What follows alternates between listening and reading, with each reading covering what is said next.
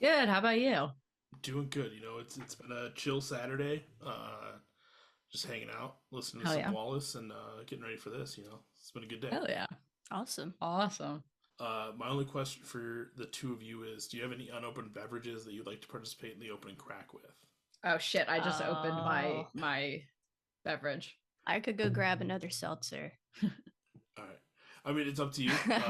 If you want to participate. Would you like a seltzer to crack open? Yeah, sure, why not? Go All grab All right, them. right. be right Fuck it. back. All right. All right, All Cool, we're right. we're ready. good. Sweet. We got some Uh, polar some polars. seltzers. Nice. So what I'll do is I'll count us down. We'll crack our drinks. I'll do the little intro, bring the two of you in, and we'll just have a good time. Perfect, sounds great. Cool. Awesome. All right, let me just get my nail underneath this one. All right, in three, two, one.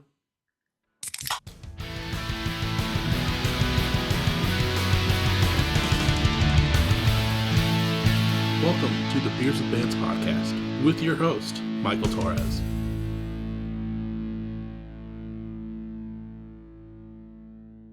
What is up, everyone? Welcome back to another episode of Beers with Bands. This week, I get to virtually go back to Philly for the first time. I think it's been, I guess the Carly Cosgrove episode was probably the last time I had a Philly band on, so it's been a couple months at this point. But I get to sit down with the band Wallace tonight. How y'all doing? Good. How about you? I'm doing good. It's Saturday, not working today, so can't go wrong. Plus, I'm sitting down with y'all to talk about your music, so it'll be a good time. Awesome. Before we go too far, for people that might not be aware, Wallace is like a power emo band from Philly, like I mentioned. Put out a new record in late 2024, which we'll talk about here in just a second. But before we get too far, can you kind of go between the two of you and say who you are and what you do in Wallace? Yeah, I'm Hannah. I play bass. And I'm Wallace and I play guitar and sing. And then believe we are missing one member tonight. Who are they and what do they do? Well, actually, a couple members. Yeah. Justin is our drummer, and Xander plays lead guitar in the band. Well, since they aren't able to be with us tonight, like I normally say, this is where we pour one out in their honor. By pour one out, I just mean we have a drink in their honor since they're not here with us tonight. Perfect. Cheers. Uh, so, you're a relatively, obviously, new band to me since, reaching out and wanting to do this. And so kind of take me back to that initial time when, like, Wallace started. Because, like, originally, I said you were missing one member because it was a trio at one point. Obviously, now it's up to a quartet. So I think you started back in 2018-ish. Like, take me back to those days and, like, that initial moment. Yeah, totally. We started in, like you said, like 2018. It started with me like trying to record just a solo album. That's where the Wallace name came from. And then we got Hannah, and our drummer Adam to basically record the record, and they were just so great. And I think we all just clicked and vibed so well, that we kind of it just turned into a band there. Yeah. And then at that time, you put out the kind of the first single Sunday Monday. Was that like, uh, I listened to the current EP and the previous one, a little bit of the full length, but like that Sunday Monday, like that was more. Was that a full band like ready to go, or was that more just like your idea as well as that kind of stemmed from that?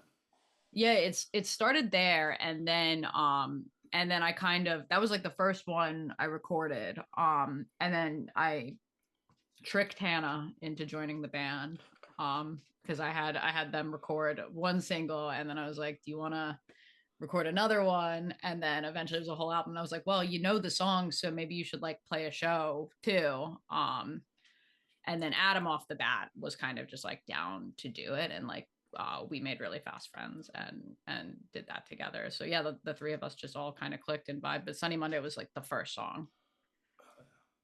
Yeah, because that leads into the self-titled Wallace LP, which also came out in 2018. Which anytime I feel like a band comes out with goes a single or two and then goes right into an LP as their first project, I always got to commend them because that's such a daunting task just to one to be like, hey, we want to do a collection of songs, so usually it's like an EP because that's the amount of stuff you can kind of think of.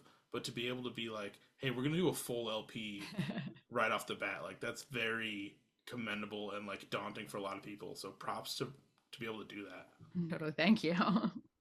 Yeah, that was all Wallace. I mean, by the time I joined the project, you had most of those songs planned out. I just filled in the bass parts. Yeah, I feel like that collection was kind of like a couple years in the making of just like songs that I'd been writing, that I was kind of ready to like do. I'd been in some other bands before, and I think I was like ready to do just kind of like a thing that was like this collection of songs that all felt like a like cohesive thing. Yeah, and they hopped on to do it, and then it turned into like a bigger project and thing, which was really cool. Was it like shortly after the LP that you kind of like felt like, oh, this is more, I don't know, like did you notice the change in Wallace prior to what like Wallace after, obviously with like Hannah and Adam coming in? Like was there a definitive change, or has there, did that change happen like later? You know, like when every release is kind of like a chapter, did you Right. feel like that page turn? What do you think, Hannah? I mean, I would say the addition of Adam and I joining you did like sculpt the sound a bit. I'd say the culmination of our efforts would shine on the Grapefruit EP release that we did a few years after. I think That was just years after we had been the three of us playing together, just building some chemistry. yeah, I think so too. I think that yeah, the first album, the record sounds so different than Grapefruit, and I think yeah, I think that Hannah and Adam really like are what made that sound kind of happen, because I would always kind of just go in with like I feel like for the first record I was kind of trying to sculpt most of the parts myself, and like I actually don't really know how to make drums sound good or bass sound good, or like which you guys had a lot of freedom to do it, but it was so much less like I would come in with little ideas and we would all write together for Grapefruit, and like that's I think really what made the sound. So yeah, it definitely changed once we started doing that. Yeah, and then speaking of Grapefruit, that was the EP that came out in 2020 for everyone listening. Like solid EP, and it's nice to see like kind of that transition with Hannah and Adam, and kind of get a more feel as to like what Wallace is going to be at that time, and like the future point from there. And then that kind of leads up to uh, we'll talk about the little time frame, but it leads up to the 2024 release of I Think I Found the Deep End, which is a phenomenal EP. Like it's so fun to listen to. There's a little bit of something for everybody on that EP. Like what was it like in the time after Grapefruit to kind of get this going? Do you want to start? Yeah, sure. I mean, it was definitely so. I guess about a year after we put out Grapefruit, we actually lost Adam in an accident. Um, and I feel like after that, like the whole band was just on pause. And like honestly, I don't even we didn't know if we were ever gonna like do this project again. Like frankly, I didn't even know if I wanted to like play music. So it took a long time, but eventually these songs started getting written, and they just felt so much like a Wallace record, and they're all about Adam. So I think that like I came to Hannah and I was like, dude, like this is like a Wallace record. I think we should do this. And we kind of went from there. What do you think?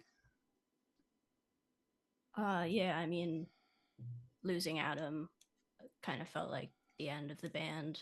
Um, I didn't really plan to even, play those old songs again without him. It just didn't feel right. But when Wallace came to me and showed me these songs that she had written, um, just kind of bottling up her emotions and feelings about the whole thing, I really wanted to be a part of it. Like, I wanted people who were also affected by his passing to be able to hear the music and kind of heal with us. I feel like that's really what this EP was for us. Yeah. Yeah, I think it's like by putting it. Obviously, not knowing the full details prior to the EP and hearing it now, now as in my mind I'm listening back to the songs, I do feel like those I do find those deeper meanings in it, and I think that's a great way to honor Adam through this EP with a lot of the moments that are happening in this. Thank you. Yeah, I can't commend Wallace enough for, it must have been so difficult to like address those feelings, but just to just the words you put on the page are just so powerful to me. Thank you. Thank you, Wallace. Thank you. Obviously, this came out back in August. Like, how did it feel to finally have this EP out in the world for everyone else to kind of find it and attach themselves to it? What do you think? It was a little scary. I mean, wasn't sure if anyone still gave a shit, so many years afterwards. But again, we were kind of more so just doing it for ourselves, just expressing our feelings through music in that way. Yeah. So it felt really, empowering for both of us, I think, to put it out there. Yeah. And I think people received it well. Yeah, totally. I think it was definitely weird, I think, for me, especially for like, I feel like, I came to Hannah with these songs. I was like, we should do this. And then it turned into like a project to work on and finish and put together and record. And once we did all of that and we put it all out, I was kind of like now what? And like, I feel like I kind of like, I thought I would be like promoting it and doing all this stuff. And I feel like once it was out, I just like couldn't. I just needed to like take a step back from it just to be like relieved that it was out, I think.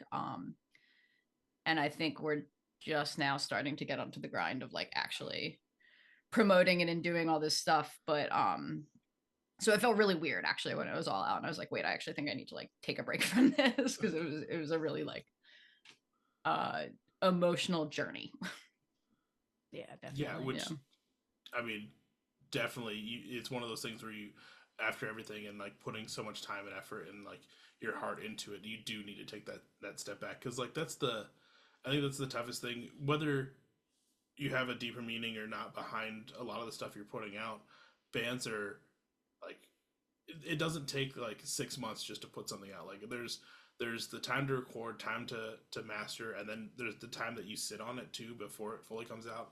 Obviously with this, you've kind of had it in your back pocket for at least 3 to 4 years. So any band or any person I would feel the same way. Like if I was sitting on an episode or something for that long, I would like not want to look at it for a while and just like let it do its own thing and then come back to it with like a freshness after it's already like out there and you don't have to worry about it anymore. Yeah, totally. I feel like we put it out and Justin, who's been playing a lot of drums with us lately, he's been texting me like every week and being like, dude, like you got to promote it, you got to work on it. I'm like, I will, it's just like hard. And he was the one who was like, you got to hit up Michael, like you got to do this podcast. And then I finally, when I hit you up, I was finally like, okay, like it's time to like make TikToks and like Instagram reels and shit and like get on it. But it took a while. Yeah. I had something and I lost it. That's fine. That happens. We just keep rolling with it. But this EP, like whether the deeper meaning for people just finding it out from this episode or listening to it, it's so good because you can just feel like the emotion behind it. Like specifically, even in Pity Party, right when you I love this EP because you also say the name of the EP in the song. It's kind of like those meta things when you're watching a movie and it's like, yeah, got it. But when you get to that point in Pity Party and you like are kind of singing that spot for the first time and those horns come in, like, oh man, like it just gripped me from there. And I was like, let's see where the rest of this EP goes and like just the ride that it's about to take me on. Nice. Yeah. Because I mentioned it on quite a few episodes, like the things I love most about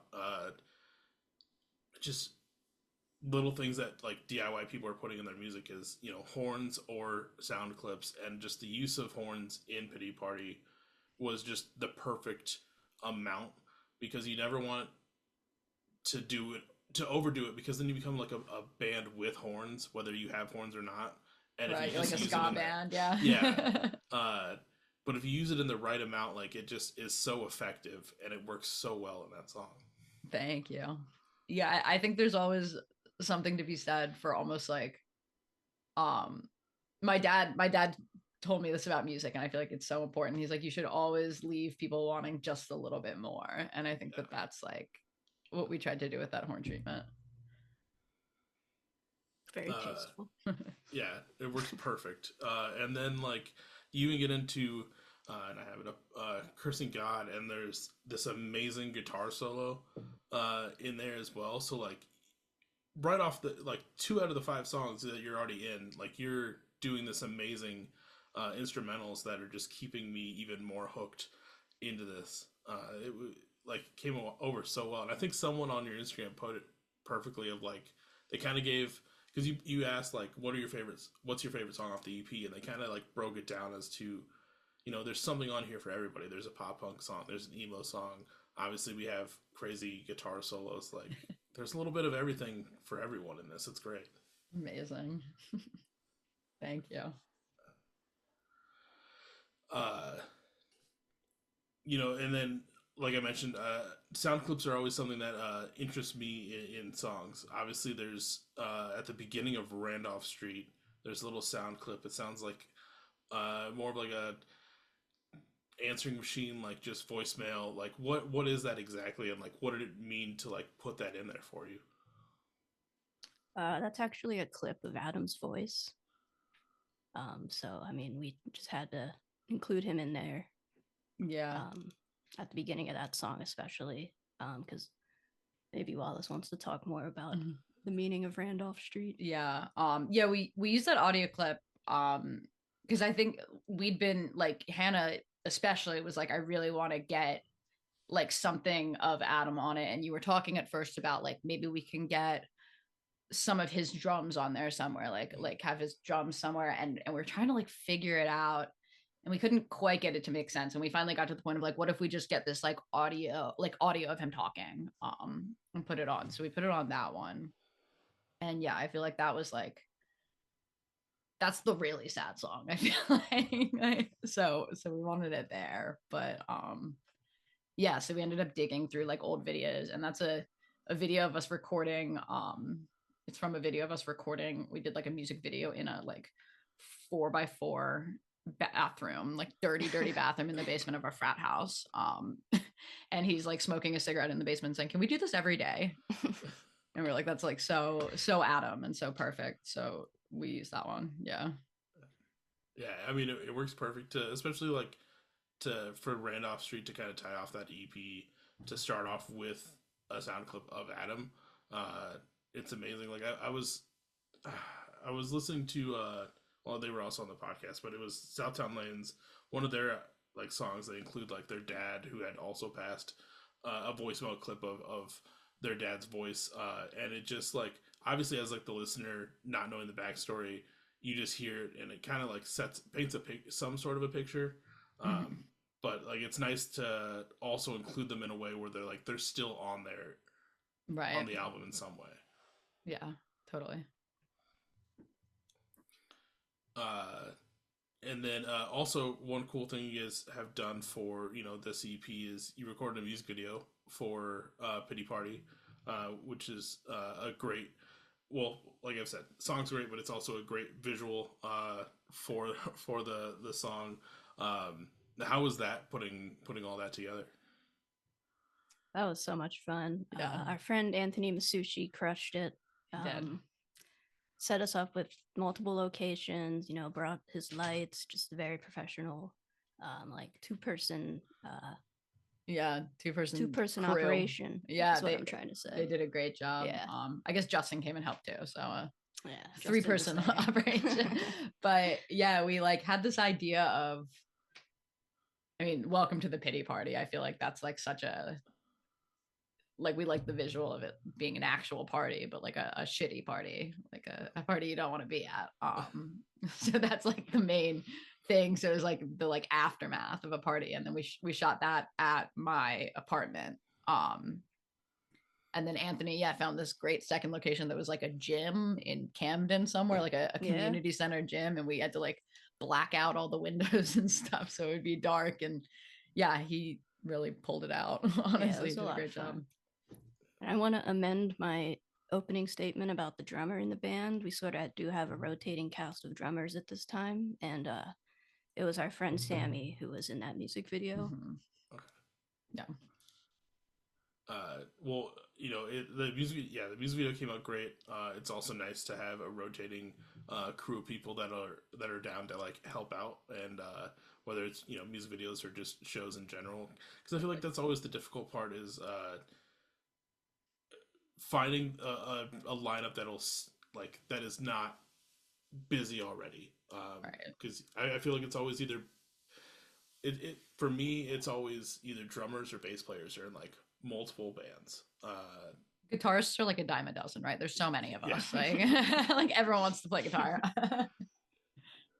That's why I started playing bass. Yeah. And now you're worth $1 billion. Are there plans to kind of do any other videos? I know you have a lot of videos in the wheelhouse already out there on YouTube, but is there anything else planned for this EP? Not as of now. I have a vision of a Cursing God video that we haven't talked about. Yeah, I don't know about We'll talk about it in private. But no, nothing officially on the roster. Okay. Well, we'll all keep an eye out just in case something does drop, because I'm stoked to kind of see it. I'm trying to think. There was also I loved the Deep End. We get a little callback to the album title again for people that are into those little Easter eggs, I guess. I don't know the right term. So that's always fun. Is there anything like I'm missing? I know we're kind of like jumping around talking about this EP, but is there anything that I haven't brought up yet that you want the people to know about with this EP? You got anything? No, I don't know. What about you? Not yet. Not yet.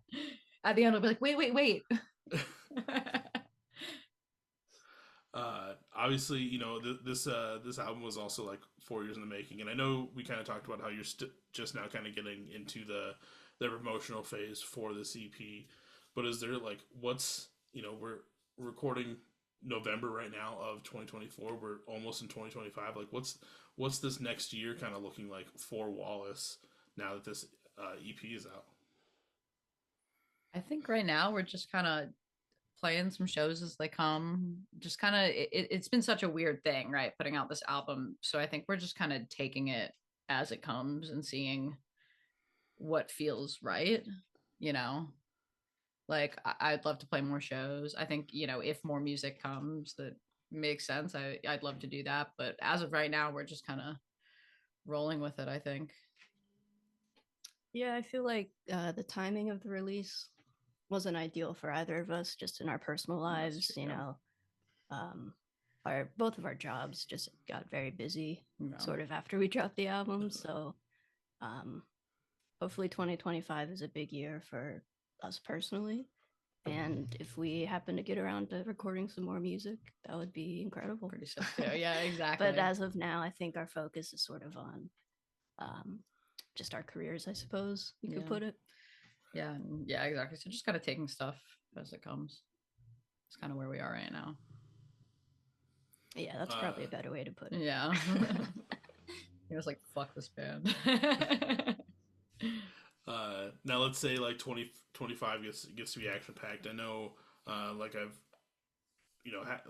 said, I've had a decent amount of Philly bands on the podcast, and I wish I was remembering all the venues that they say that they love to play. But like, let's say you get opportunities to play in some of your favorite venues in Philly, and people should be like checking out these venues. Like, what are some of your favorite venues to be playing at? You want to start? Yeah, we played at, let's see, what are some good ones? We played at Philomoka earlier this year, and we have another Philomoka show coming up next month, and that's a really sick venue. Hannah, you always said that's like a kind of a bucket list spot for you, and now you've played it. This is your third time playing it this year, so that's rad. What else is good? We've never played Johnny Brenda's. I'd love to play Johnny Brenda's. That would be another bucket list venue for sure. We had our album release show at Photo Club. That was our first time there. That was a cool one. Yeah, really fun light up dance floor, just good vibes, and awesome dive bar. Totally. I always love Kung Fu Necktie too. That's a good one. Yeah, they just upgraded their lighting. It looks awesome in there now. Yeah, and then I'd also love, if someone would have us at one of the big venues. If anyone ever wants us to open up for them at the TLA or the Fillmore or something, we will take that gig. Yeah. We will be there. Yeah, I think some of those sound familiar. That's pretty sick that that dive bar has a light up floor. That's like most dive bars that I've been in are just like the shitty tile that usually needs to be replaced by a few thousand decades, it feels like. But to have a light up floor, that's insane. I promise you've never seen a dive bar like Photo Club. It's crazy in there. Yeah. Well, hopefully I'll get to check it out one of these days. I keep saying that I need to take a trip out to Philly and just meet everyone that's been on the podcast in person. Absolutely. And try and do some meetups, whether they're at Walmart Beach or somewhere else in the Philly area. Absolutely, yeah. Hold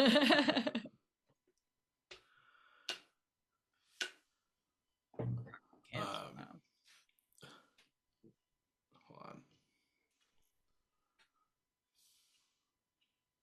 Yeah, so I mean, kind of ran through most of my questions pretty quick. It feels like, which is totally fine.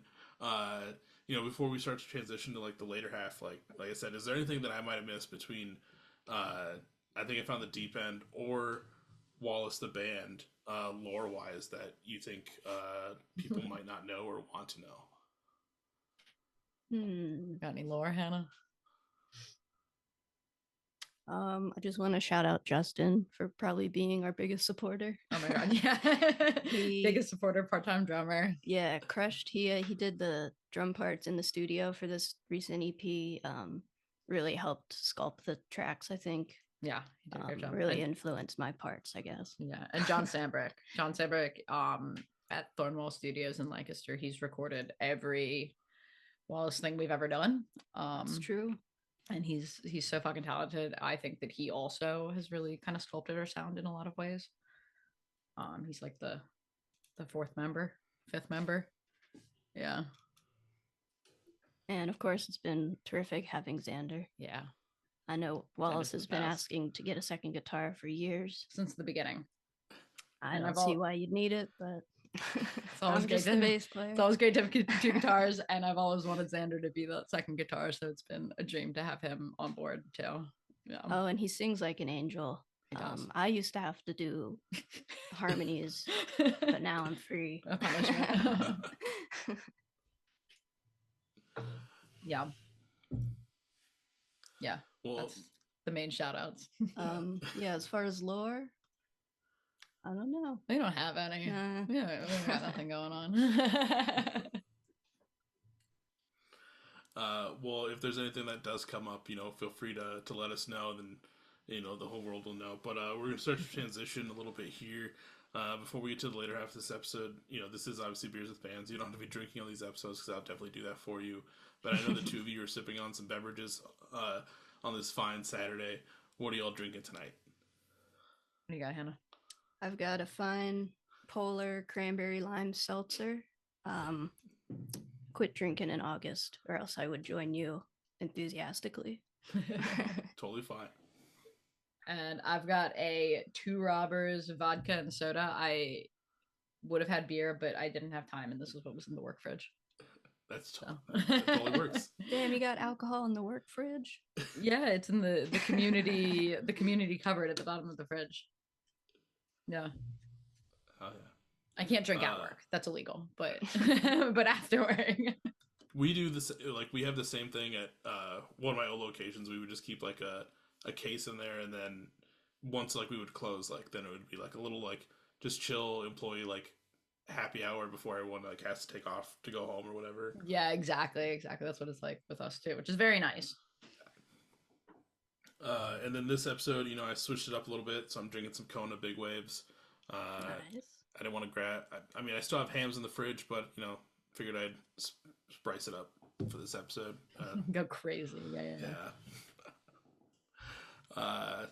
But that's a little drink segment. Now we're gonna get to kind of hopefully my what I like to say is my favorite part of these episodes, where we kind of talk about some stories from your guys' time of music, whether they're shows, tours, time recording, obviously music videos that y'all have recorded. So I'm sure there's some shenanigans that have happened during that.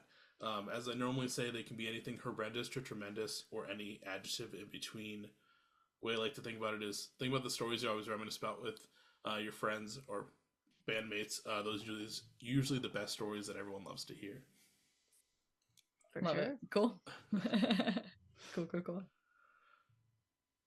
Oh, I did just think of some lore. I'll share that a little later on if you had a question. Save I didn't it, mean to yeah. interrupt.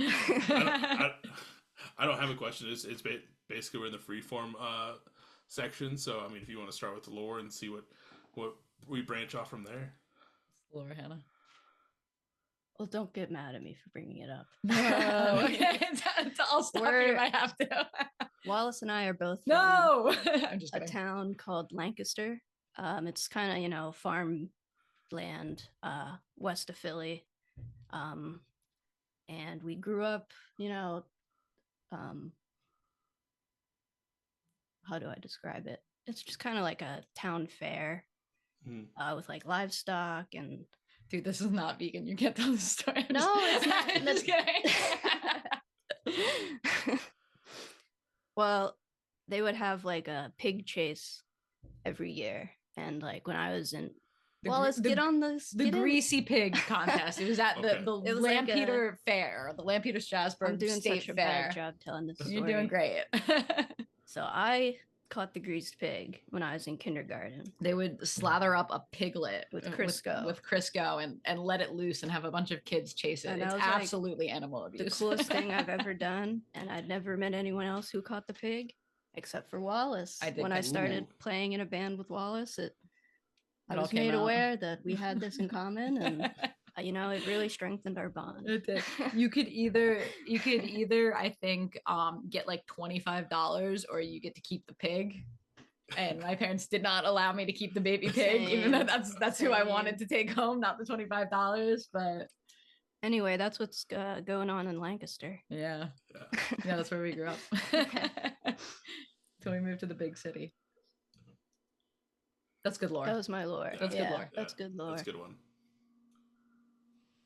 So, like, when a new person wants to kind of like come into the fold for the band, do you have to like obviously you don't want to do it now, but like, do you have to like go back into their past and see like, hey, have you caught a pig or like?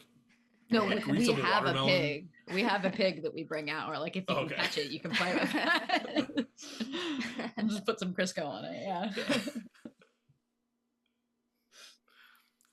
Be a good test to see if they like can handle the Wallace standard of being in the band. That's the only standard we have, actually. Everything else doesn't really matter. So yeah, we can go some of these stories from your time of music. Like, tell me some of like your favorite shows that you played, as Wallace or as not as Wallace. One of my favorite shows we ever played was. Do you remember when we were supposed to do that record store day for Creep Records? No. So we were supposed to do this. Don't worry, I'll tell it. It's fine. We were supposed to play this show for Creep Records. It was like coming out of like everything being locked down for COVID. So it was like one of the first like real shows we had played after COVID, and it was like a 2 p.m. show for a record store in Philly. It was like pretty chill, pretty casual, whatever. And then last minute, the record store day got like shut. The live music portion got shut down by the landlords of where the record store was. Like, it was pretty lame. We're like, that's a bummer, like whatever. But the guy who owned the record store, Ark, was like, hey, like, I've figured out a thing. Like we'll play at Kung Fu Necktie tonight. Like we'll do that. And I know Adam had to work that night. And we were all like, what, like no one's gonna be there. Like we can't, like, how are we gonna push this show with like 3 hours till it happens? And the owner of Creep was like, no, don't worry. I'm handing out flyers to everyone. Like it's gonna be sick. And we got there and it was like a sold out show at Kung Fu Necktie. Like it was so packed. And that was one of my favorites. I feel like it was just like such a surprise. Like Adam like was like left work for like an hour to play the set and then went back to work. You know what I mean? Like he worked down the street because we were like, oh, like whatever, we'll play it. And then it was like such a good show. Just really, really unexpectedly. And I always remember that one. I do remember that now. Yeah, that was unforgettable. That was crazy. I actually got recognized on the street like a few days after that show. Someone was like, hey, you play bass in Wallace. Yeah. It's like, oh shit, I do. Yeah. It was a good show. It was a fun show. You're like, do I? Yeah, that was one of my favorites. That was dope. I think some of my favorites would be looking back at the Tellus 360 days. Oh, yeah. Tellus 360 is a bar, big, like 4-story building in Lancaster City that they have multiple stages, have bands playing all the time. And there was a time in our history that it kind of felt like we had like a residency there. Yeah, we were playing like there all the time. It was like a couple times a month for like at least an hour. Like, do you remember that one time we had to play like a 3-hour set there? Yeah, it's like crazy. We're like, we don't have that many songs. crazy. Like we have one album. Yeah, we had to do a bunch of covers, I think. Yeah, we didn't know how to play a lot of them. There was one Tellus show. You're gonna love this. I surprised Wallace. I had like a kazoo in my pocket. I don't remember where I got the kazoo, but I decided instead of singing the harmonies, that I would whip out this kazoo and just use that. It was so cool. And like she had no idea. So Adam cool. had no idea. I remember looking back at Adam and giving him like a devious smile and pulling this kazoo out of my pocket, and he kind of shot me like a what the fuck kind of look. And then I started doing it, and Wallace like swung around. My like, jaw was so on the surprised. floor. But, like she thought it was so funny. It was so cool. I loved that. Yeah, that was sick. That was a good one. One other favorite shows we ever played. That house in Shippensburg, the Birdhouse. Oh yes, love the Birdhouse. Oh man, dude, those were like the best shows we ever played. It was like this house in the middle of nowhere, Pennsylvania, on a college campus that like there wasn't much going on at that college, I imagine. So they would have these shows that were like packed and so fun with like, and the hosts were very cool of the house. We would sleep on their floor and they'd cook us vegan mac and cheese. Yeah, they were the best. It was great. Yeah. Those are always like I never got to experience like a good like college house show like of that, but everyone I talked to, like, I don't know if they just went to schools like in the bumfuck nowhere or they got to play those shows, but like those ones are always the wildest and craziest because like no one really wants to go out and do anything else, or they can't go and do anything else, so like they just go to the house party anyways. Exactly. It's always just crazy. Yeah. Yeah, I feel like it was a weird thing where sometimes you would play somewhere kind of middle of nowhere and then it would like be a packed show. Yeah. I remember one time we were on tour and our GPS said like, oh, take this random exit in Kansas, and you get off the interstate, but it's just like gravel roads still, and you're like, this doesn't seem right at all. Like, where am I? And like we took the gravel road for like a couple miles, and we end up at like this dude's house, and they basically just took two like of their like farm work trailers and stuck them together, and like just it was us and like a couple other locals, but like a bunch of kids from that town like came out because nothing else to do in Kansas, and it turned out to be like a really good show, but like it was just super sketchy like trying to get there. Send us that booking agent, we'll be there. Yeah, that's fucking sick. That's back to our roots. Yeah, I love seeing like videos of shows just in skate parks or just in the middle of nowhere outside. Just doesn't matter. No. The music will bring people out. Yeah, that's like it's really special. Super cool.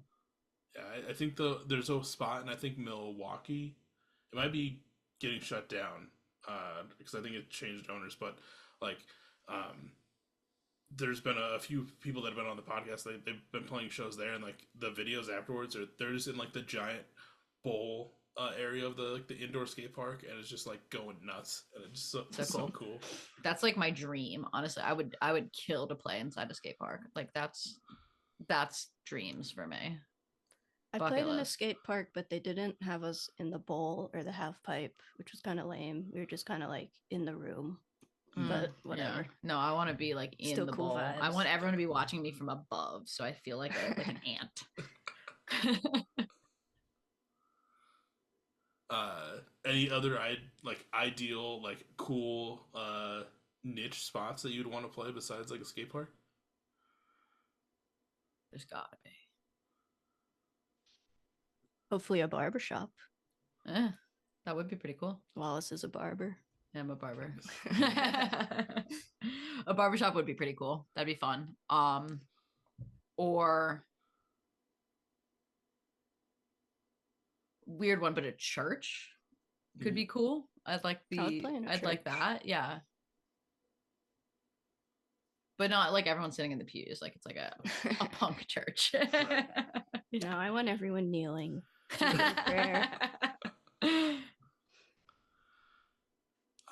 I think there's a spot in like the Quad Cities down in Iowa called Skate Church, and I want to say I've never been there, but I think it used to be like a church that they kind of turned into a skate park. So I mean that could take like two birds with one stone right there. Dude, I'm buying us tickets. I'm like put us on any day, like 2 p.m. I don't care if anyone shows up. Just like get me in that skate church.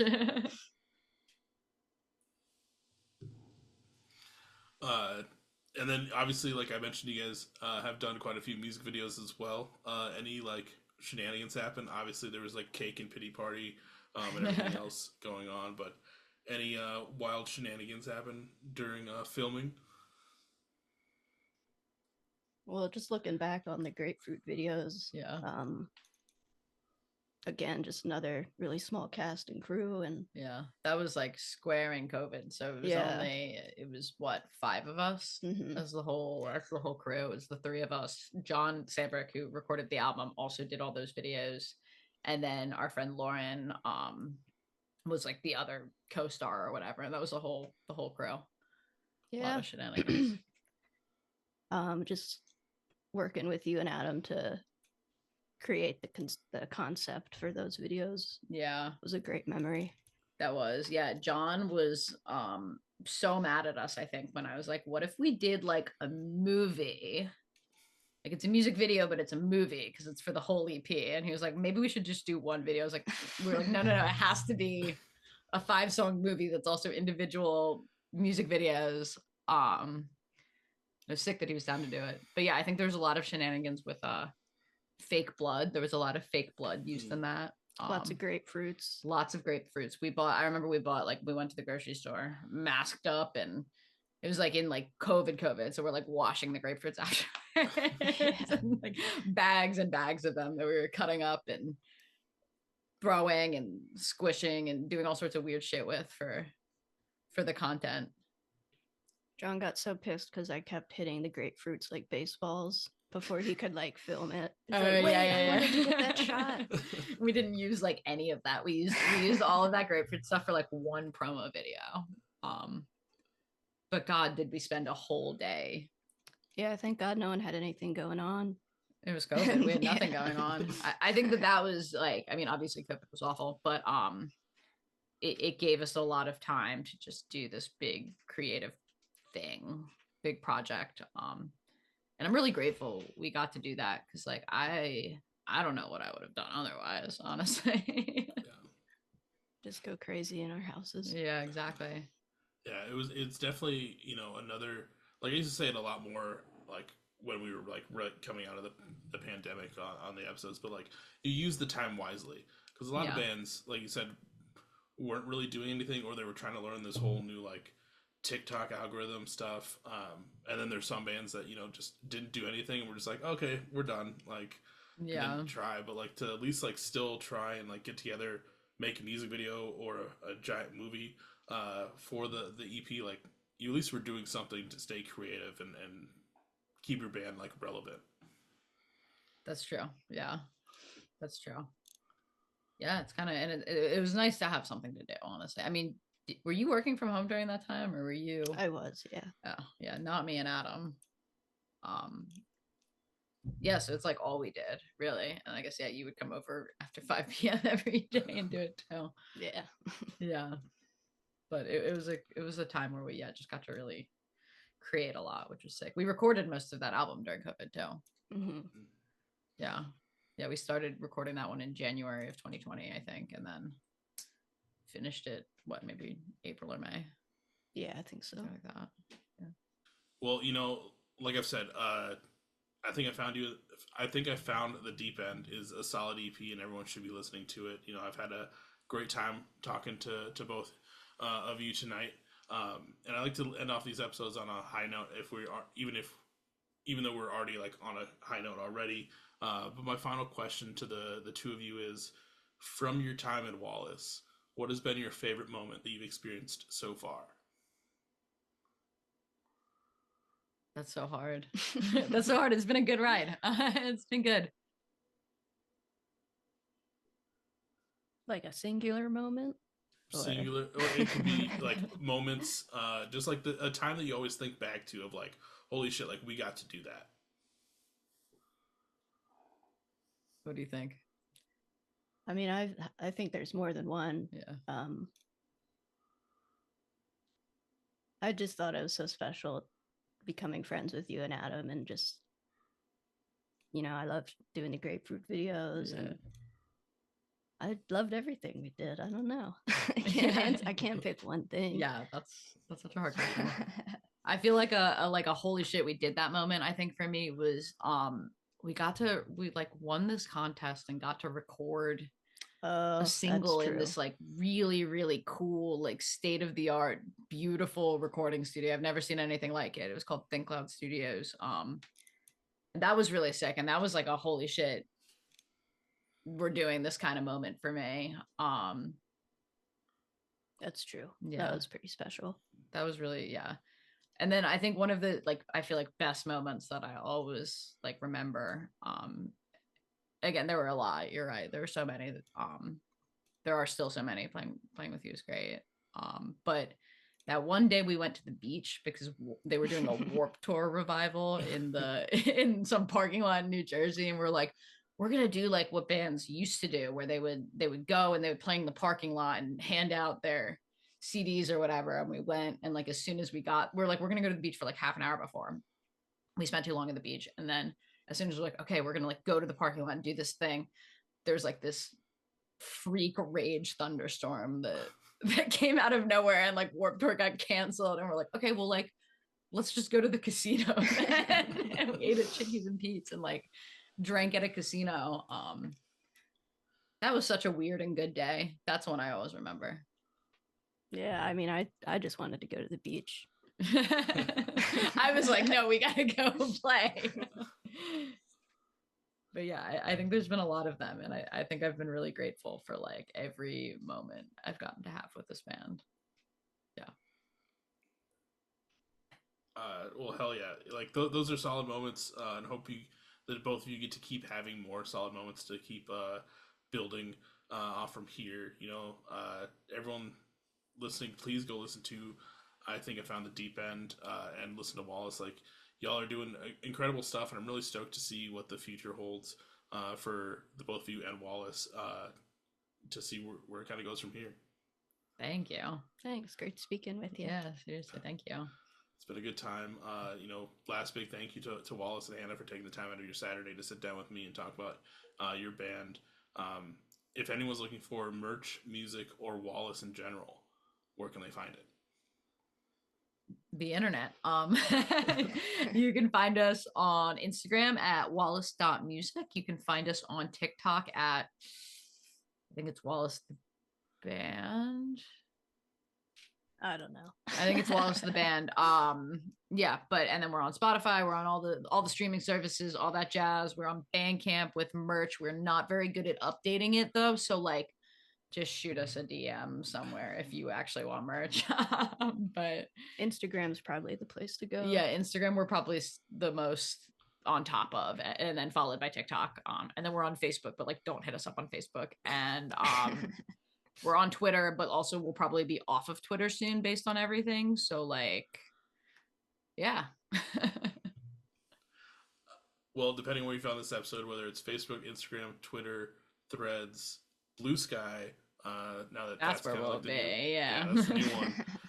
Or you watch the YouTube version and got to see their faces like I did tonight.